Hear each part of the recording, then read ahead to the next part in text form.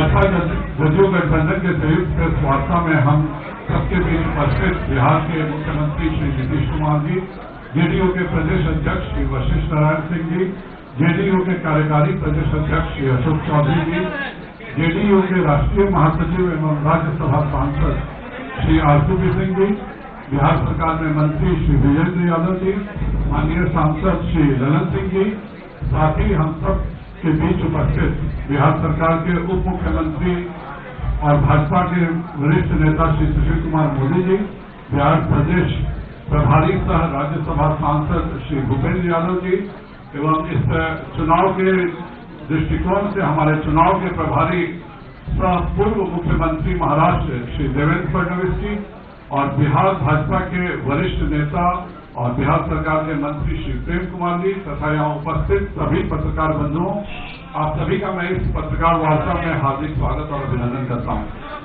प्रधानमंत्री श्री नरेंद्र भाई मोदी जी के नेतृत्व में केंद्र में गरीब कल्याण को समर्पित मजबूत इरादों वाली एनडीए सरकार है। जैसा कि हम सब जानते हैं कि कोरोना जैसी वैश्विक महामारी के समय केंद्र की मोदी सरकार ने जिस तत्परता से और सजगता से लड़ाई लड़ी है, वो आज पूरे विश्व में एक उदाहरण है। ठीक उसी प्रकार से बिहार में श्री नीतीश कुमार जी के नेतृत्व में एनडीए सरकार ने कोरोना के खिलाफ जो कदम उठाए हैं और उसमें हमें जो सफलताएं मिली हैं, वह भी अत्यंत सराहनीय है। बिहार में एनडीए के सबसे पुराने सहयोगी जनता दल यूनाइटेड के साथ श्री नीतीश कुमार जी के नेतृत्व में समाज के हर वर्ग का विकास हुआ है।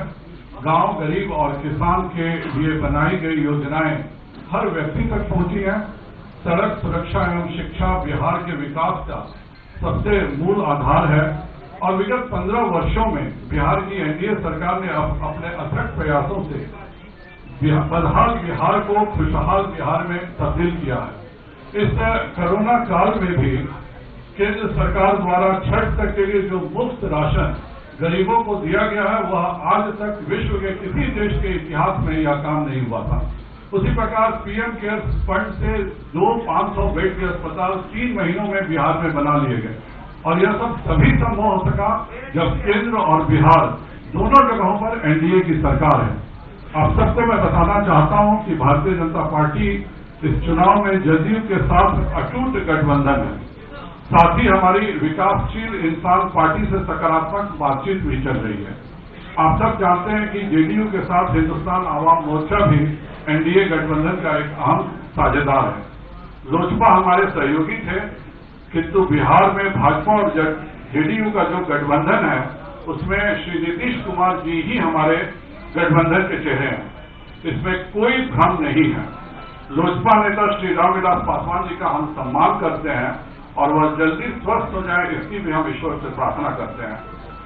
अब मैं श्री नीतीश कुमार जी को आमंत्रित करने से पहले मैं पुनः एक बार दोहराना चाहता हूं कि बिहार में एनडीए के नेता श्री नीतीश कुमार जी ही हैं।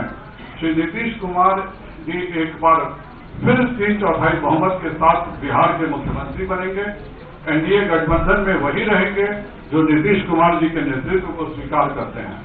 बिहार में एनडीए श्री नीतीश कुमार जी के नेतृत्व में फिर से 2010 का इतिहास बनाएगी और 3/4 के प्रचंड बहुमत के साथ सरकार बनाएगी।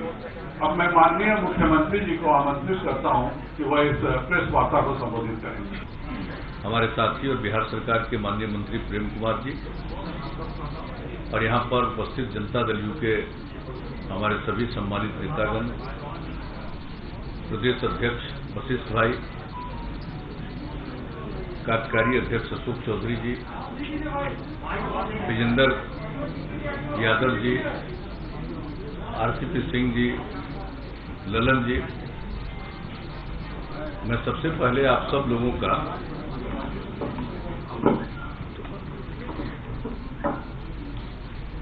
अभिनंदन करता हूं। आप इतनी बड़ी संख्या में यहां पर मौजूद हैं और यहां पर जो बुनियादी बातें हैं उसकी जानकारी संजय जायसवाल जी ने दे दिया। जो हम लोगों का गठबंधन है एनडीए, इसमें बातचीत हो चुकी है और हम लोगों की बातचीत पहले ही हो चुकी थी, लेकिन उसका कोई ऐलान नहीं किया गया था और अब उसके बारे में विस्तृत रूप से जानकारी दे दी जाएगी। आज इन्होंने बता दिया है, जो जनता दल यू है उसके जिम्मे 122 सीटें दी गई हैं और उसी के अंतर्गत हम पार्टी को, जीतन राम मांझी जी की पार्टी को, उसी के अंतर्गत हम लोगों ने 7 सीटें दी। भारतीय जनता पार्टी के पक्ष में 121 सीटें हैं और उसी के अंतर्गत इन लोगों की बातचीत, जो इन्होंने बताया कि अंतिम चरण है विकासशील इंसान पार्टी के साथ, उसी के अंतर्गत उनको सीटें देंगी। और जहां तक दोनों के बीच में कंस्टिट्यूएंसी का सवाल है, कौन कौन विधानसभा क्षेत्र किनके जिम्मे है, उसका भी निर्णय हो चुका है। और मैं समझता हूं कि आज वो 122 और 121 तो है, तो बता दें लोगों को, या ऐसे ही आप रिलीज कर दिया जाएगा ये पूरे तौर पर कि इनके जिम्मे कौन सी सीट है। हम लोग मिलकर काम कर रहे हैं और बिहार के विकास के लिए जो भी काम है वो किया गया है और इसके बाद भी आगे मिलजुल कर हम लोग काम करेंगे। एक साथ काम करते हुए हम लोगों का एक लंबा अवसर है और जो कुछ भी बिहार में हुआ है इसके बारे में सब लोगों को जानकारी। कुछ लोगों के द्वारा बिला वजह बहुत सारी बातें की जाती है, मैं उन सब चीजों का कोई महत्व नहीं देता हूं। सबको मालूम है कि हम लोगों का अगर पिछले 15 वर्षों से हम लोग काम कर रहे हैं, 15वां साल है, और उसके पहले 15 साल तक लोगों को काम करने का मौका मिला था, उनके द्वारा क्या किया गया, क्या आर्थिक स्थिति थी, क्या रोजगार था, क्या कानून व्यवस्था की स्थिति थी, कितने बड़े पैमाने पर जो हत्याएं होती थी, सामूहिक नरसंहार की घटनाएं घटती थी, क्या नहीं होता था उस समय, कितने दंगे होते थे, सारी बातों से लोगों को मालूम है। और कहां कौन सा विकास का काम था, कहीं कोई सड़क था, कोई सड़क भी ठीक से था, एक भी काम नहीं था। कहां किस तरह से स्कूल चल रहा था, क्या हालत थी कॉलेजों की, यूनिवर्सिटी तक में जो शिक्षक थे, प्रोफेसर थे, उनको कब तनख्वाह मिलता था, कितने दिनों पर तनख्वाह मिलता था। हम लोग जब आए 2005 में और 2006 से जो हम लोगों ने काम करना शुरू किया, सब चीज समय पर करना शुरू किया, चाहे शिक्षा का क्षेत्र हो, स्वास्थ्य का क्षेत्र हो, विकास का क्षेत्र हो। और हम लोग प्रारंभ से कहते रहे न्याय के साथ विकास, यानी समाज के हर तबके का उत्थान और हर इलाके का विकास, वही काम हम लोग करते चले आ रहे हैं किसी भी क्षेत्र में। और इसके बारे में तो सबको पता है और किस तरह से हम लोगों ने काम किया। ये बता रहे थे अभी संजय जायसवाल जी, इधर की घटनाओं के बारे में कुछ जानकारी उन्होंने दे दी और कितना ज्यादा ये जो कोरोना का प्रकोप हुआ है दुनिया भर में, कोविड-19 से दुनिया भर के लोग प्रभावित हैं और कहीं नीचे जाता है फिर ऊपर जा रहा है। ये स्थिति एक दूसरे तरह की है, लेकिन हम लोगों ने बिहार में कितना काम किया। और आज आप देख लीजिए, जांच का भी सवाल है तो 10 लाख की आबादी पर जितनी जांच है बिहार में, देश का जो एवरेज है उससे भी 3000 ज्यादा। हमारा देश के एवरेज से भी प्रति 10 लाख की जनसंख्या पर जितनी जांच हुई या हो रही है, उसमें भी हम लोग आगे हैं। और जहां तक सवाल है कि जो लोगों की मृत्यु होती है उसकी भी कमी है हम लोगों के यहाँ, और जो लोग ठीक होते जा रहे हैं उसकी भी संख्या हमारा 93% से ज्यादा है। तो हर प्रकार से काम हो रहा है, लेकिन बहुत तरह की बात लोग जब ये हुआ और बाहर में जो लोग थे हम लोगों के, जिसको प्रवासी कहा जाता, मैं तो प्रवासी शब्द का पक्षधर नहीं, मैं शुरू से बोलता हूं। देश तो एक है, देश के अंदर कोई एक प्रांत का दूसरे प्रांत में जाता है उसको प्रवासी कहना उचित नहीं है। हर किसी को देश के अंदर जाने का अधिकार है, सारे लोग जाते हैं। बिहार में क्या दूसरे राज्य के लोग नहीं है?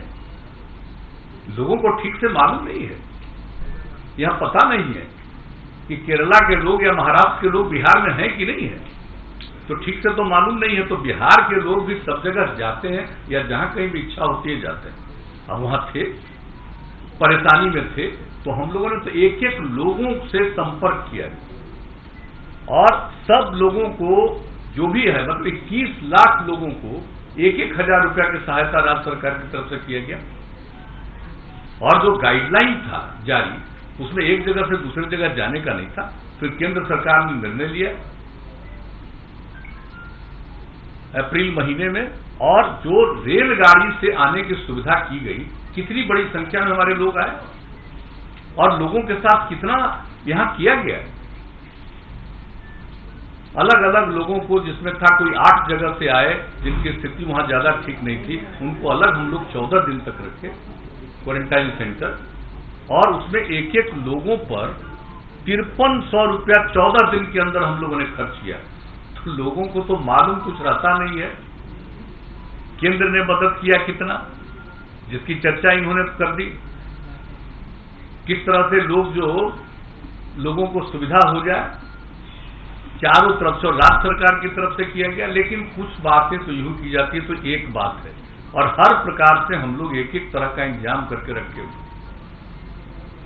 और एक एक क्षण, अभी तो अब चुनाव आ गया, तब चुनाव आ गया तो जितने सरकार के और जो डिपार्टमेंट के लोग हैं, अधिकारी हैं, ये उनका देखना काम है। और आपको मैं बता देता हूं, जैसे ही चुनाव आयोग के द्वारा घोषणा की जाती है डेट, हमको जब से मौका मिला तब से, जिस दिन अनाउंस हो जाता है चुनाव का इलेक्शन कमीशन के द्वारा, उसके अगले दिन या उसी दिन हम ऑथोराइज कर देते हैं सब काम के लिए चीफ सेक्रेटरी को। इस बात को जान लीजिए, हम लोगों को तो इतना कम समय है और ऐसी परिस्थिति में चुनाव हो रहा है, तो सब लोगों को पूरी तैयारी करनी, और हम लोग चुनाव कर रहे हैं तो हम लोग तो अपने ढंग से जो काम है।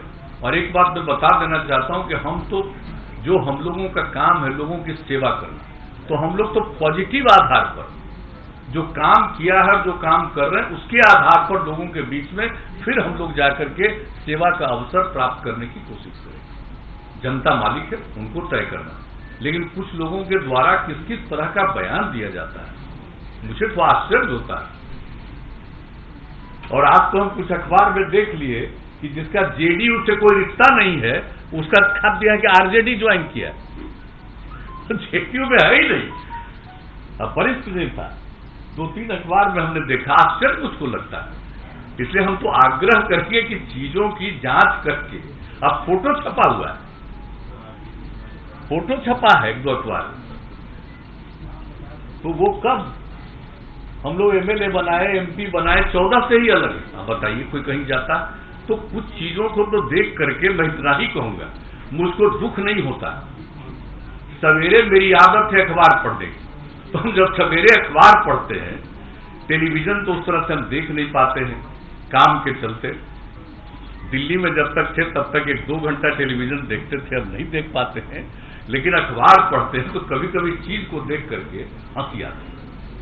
तो इन सब चीजों से हमारा कौन क्या बोलता है, क्या बोलेगा, और इन्होंने उसके बारे में बता दिया, और ये तो बीजेपी ही अपनी तरफ से जो भी बात होगा कह देंगे। कोई क्या बोल रहे हैं क्या नहीं बोल रहे हैं उससे हमको कोई लेना देना नहीं है, कोई मतलब नहीं। हम लोग मिलकर काम कर रहे हैं और मिलकर आगे भी काम करेंगे, मिलकर हम लोग साथ मिलकर के चुनाव लड़ेंगे। और जो इनका भारतीय जनता पार्टी का ही जो विचार था हम लोगों के साथ विमर्श के दौरान, इनकी जो इच्छा थी उसका ही पालन करते हुए हम लोगों की तरफ से हम पार्टी के साथ, उनके साथ बातचीत हुई, और ये बात कर रहे हैं विकासशील इंसान पार्टी के साथ। और जो बात है एक तरफ तो हो ही गया है, उनका तो 7 सीट और 7 का जिन सीटों पर वो लड़ने वाले हैं उसका भी उनको सूचना दे दी गई, और उसमें तो लगता है 6 सीट तो पहले ही फेंक का।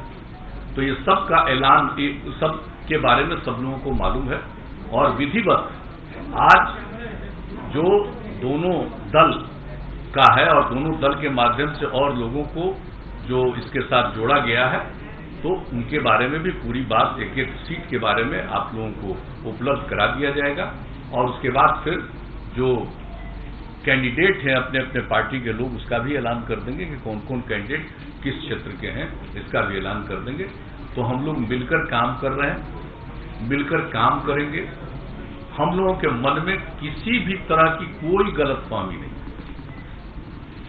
और हम मानते हैं कि किसी को अगर कुछ कहने से उसको आनंद आता है, उसको पूरी आजादी है, जो इच्छा करे बोले, जो इच्छा करे कहे, अपना करता रहे, बोलता रहे, इससे हमको कोई लेना देना नहीं। एक बात हम बहुत स्पष्टता के साथ कह देना चाहते हैं। लेकिन हम लोग मिलकर, जैसा कि मैंने कहा है, काम करते रहे हैं, आगे भी काम करेंगे। किसी तरह का हम लोगों के मन में कोई कंफ्यूजन या किसी प्रकार की गलतफहमी नहीं। और ये स्वाभाविक है कि इस बार ये जो स्थिति रही है कोरोना की, अब इसमें कई चीजों को काम करने को थोड़ा विलंब जरूर हुआ है। किसी भी चीज के बारे में निर्णय लेना, लोगों से बातचीत करना, वो सब होता है। लेकिन अब एक एक चीज के बारे में फैसला हो गया है और लोग अपने अपने कैंडिडेट के बारे में भी अंतिम निर्णय लगभग ले चुके हैं। हम लोग तो कैंडिडेट के बारे में भी निर्णय ले चुके हैं, आपका भी निर्णय लगभग हो चुका है। तो इसका भी ऐलान बाद में कर दिया जाएगा। अभी तो सीटों के बारे में, कौन सीट से किस पार्टी के लोग चुनाव लड़ेंगे, इसके बारे में आज आपको जानकारी दे दी जाएगी। और मैं तो इतना ही कहूंगा कि भाई समाज में एक प्रेम का और भाईचारे का भाव रहना चाहिए। लेकिन ये तो हमको मालूम है कि मनुष्य का तो कुछ न कुछ हिस्सा ऐसा होता है जो इस प्रकार की बात करता है। तो ये कोई ऐसी बात नहीं है कि अस्वाभाविक है। देखिएगा कि चाहे लाख कुछ कर लीजिए, कुछ प्रतिशत लोग तो ऐसे होते ही हैं कि वो किस तरह से बोलेंगे, किस तरह की बात करेंगे। तो ये कोई ऐसी चीज नहीं है, ये तो चलता ही रहेगा, उससे कोई मतलब नहीं है। और जरूर बिहार को आगे बढ़ाना है हम सब लोगों को मिलकर के। एकदम बिल्कुल सक्षम बिहार हम लोग बना रहे हैं और कितना तेजी से, इसके बारे में तो हम लोग बोलते रहे। क्या बजट था भाई, कितना कम बजट था बताइए, और अब कितना बड़ा बजट है। 24,000 करोड़ रुपए का बजट होता था और हम लोग 2,11,000 करोड़ रुपए तक पहुंचा दिए बजट से लेकर के एक एक चीज के बारे में। और वो सब बात होगी तो हम लोग डिटेल भी देंगे। नौकरियों के बारे में, कितने लोगों को नौकरी हम लोगों के कार्यकाल में मिली है, कितने लोगों को सेवा करने का मौका मिला है, एक एक चीज के बारे में। तो हम लोग तो इन सब चीजों के बारे में काम करते रहे और काम ही करते रहेंगे, यही हम लोगों का कर्तव्य है। कौन क्या बोलता हम पहले ही कहने, उसमें मेरी कोई रुचि नहीं है। जिसकी जो इच्छा वो बोलता रहे। लेकिन आपने श्री रामविलास पासवान की चर्चा की। अब रामविलास पासवान जो अस्वस्थ हैं, हम सब लोग चाहते हैं कि वो स्वस्थ हो। हम लोगों का उनसे एक लगाव है और बहुत पुराना लगाव है। लेकिन आप जो पूछ रहे हैं हमसे, श्री रामविलास पासवान जी अभी जो राज्यसभा में पहुंचे तब बिना जेडीयू के मदद के पहुंचे। आप जरा बताइए तो कै गो सीट है बिहार विधानसभा में? 2 है ना। तो बीजेपी ने और जेडीयू ने तो टिकट देकर के राज्यसभा पहुंचाया। तो ये सब बात जो कोई बोलता रहता है, हमको उससे क्या मतलब है? और आप जरा बता दीजिए कि जो पार्लियामेंट का चुनाव हुआ जिसमें 6 सीट मिली, तो कौन नहीं होगा? कितना बार मेरे साथ रामविलास पासवान जी गए हैं, सुशील मोदी जी, हम और रामविलास पासवान जी कई जगह मीटिंग में गए हैं, जरा बताइए। तो हम लोग तो सब दिन से सहयोग करते रहे। अब कोई के मन में क्या बात है, इससे हमारा कोई लेना देना नहीं है। और उसका एक पक्ष जो का, उसके बारे में तो आप लोग बता देंगे।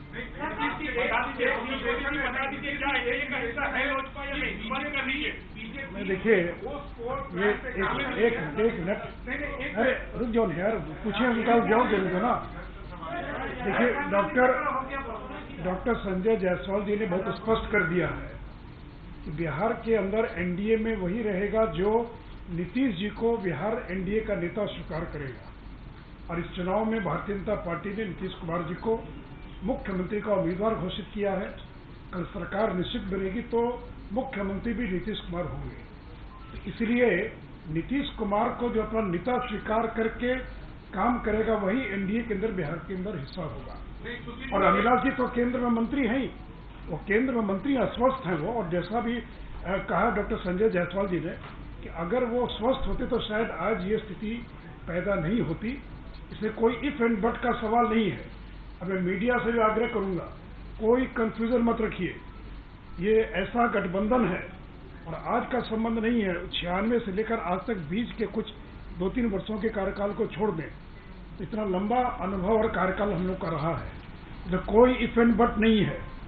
और कोई बीजेपी, जेडीयू और साथ में वीआईपी पार्टी और हम पार्टी, ये 4 दलों का गठबंधन है।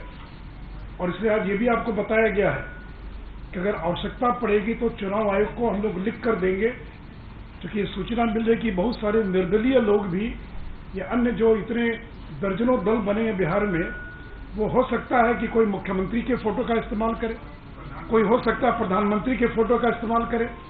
तो हम लोग आवश्यकता पड़ेगी तो चुनाव आयोग को ये लिख कर देंगे कि ये जो 4 दल मिलकर चुनाव लड़ रहे हैं, यही लोग केवल प्रधानमंत्री के चित्र का इस्तेमाल कर सकते हैं।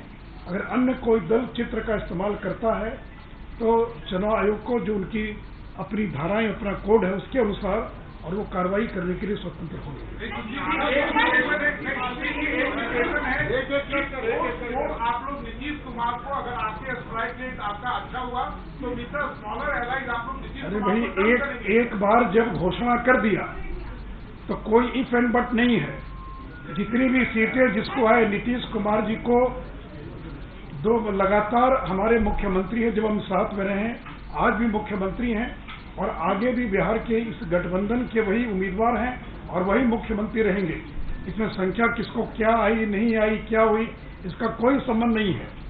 इसलिए कहीं कोई कंफ्यूजन न रहे। और मैं मीडिया से भी आप पोस्टपोनिंग की तो बात कर रहे हैं, और क्या कर रहे हैं? मैंने तो कह दिया ना आपको। आप चिराग पासवान पे रिएक्ट करने में 48 घंटे लगाते हैं। अरे भाई, निकाला दुआ में कुछ हो तो ट्वीट करने में 2 मिनट लगाते हैं। अब ट्वीट कब करें ये भी आप तय कीजिएगा मनीष जी, कब ट्वीट करो ये तय आप नहीं ना कीजिएगा। अब आप बोलिए। नहीं, एक ही व्यक्ति सब नहीं पूछे सर।